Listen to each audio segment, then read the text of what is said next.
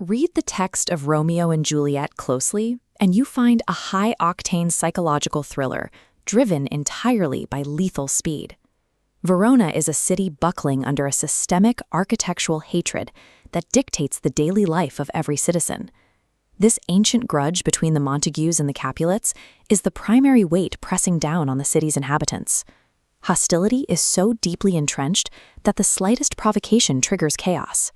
In the opening scene, a microscopic gesture, a Capulet servant biting his thumb at a Montague, immediately explodes into a street-wide riot involving swords, clubs, and the heads of both households. The brawl is so intense it forces Prince Aeschylus, the ruler of Verona, to intervene. He lays down a hard legal limit. The very next person who disturbs the peace will face the death penalty. Verona is a locked room filled with gas. The opening scene establishes a breaking point where every private interaction carries massive public stakes. The fuse is lit on Sunday night. Romeo, a Montague, crashes a Capulet feast and locks eyes with Juliet, the daughter of his sworn enemy. This timeline tracks the severely compressed passage of time in the play.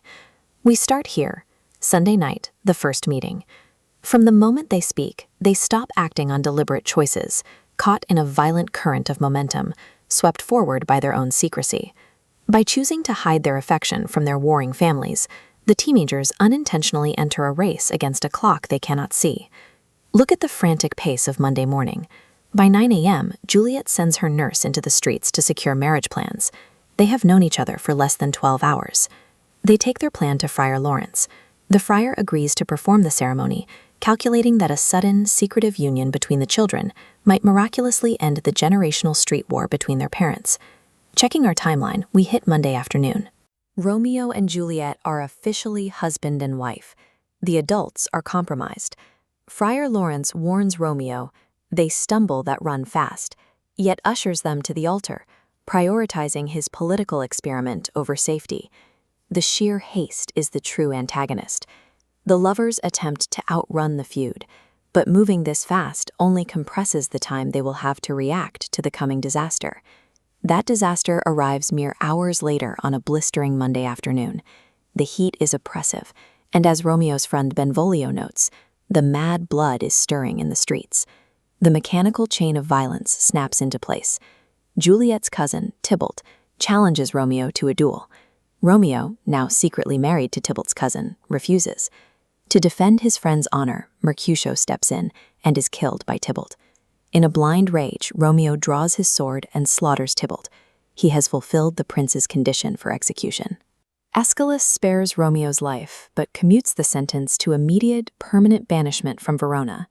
Here on the timeline, you can see the brutal efficiency of the plot. In under 24 hours, Romeo cycles from a pining youth to a secret husband to an exiled murderer. The systemic violence of Verona successfully swallows the private romance. The powder keg established in the opening scene has detonated. Tuesday morning arrives, bringing the reality of the prince's decree. Side is the nightingale, a creature of the night, and not the lark, the bird that signals the morning. But the daylight is undeniable. Romeo climbs down the balcony to flee. The sun strips away the protective cover of the night, exposing them to the law, and physically trapping Juliet inside the walls of Verona. Romeo retreats to Mantua, a cold, isolated holding cell, where he must wait in total silence, severed from the accelerating crisis at home. Back in Verona, Lord Capulet makes a fatal, unilateral decision. Unaware that his daughter is already married, he dictates that Juliet will wed a nobleman named Count Paris on Thursday morning. Watch the timeline compress. This Thursday deadline creates a catastrophic collapse of their remaining window. They have under 48 hours to execute an escape. With Romeo exiled and Juliet trapped, the sheer speed of events outpaces their physical ability to deliver messages. The tragedy of Romeo and Juliet is a lesson in momentum. When pure passion is forced to exist inside a suffocating, deeply compromised environment of inherited hatred, it accelerates, and at that speed, destruction is simply a mathematical outcome.